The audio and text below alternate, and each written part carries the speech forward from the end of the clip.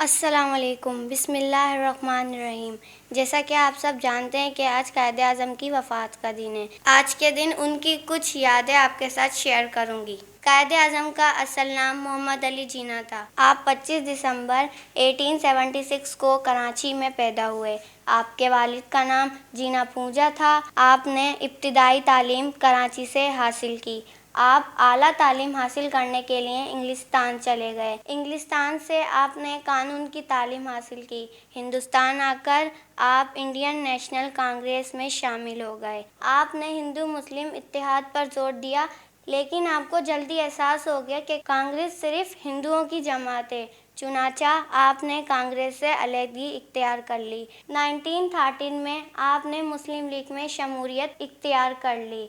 आपने मुस्लिम लीग को नए सिरे से मुनज़्ज़म किया।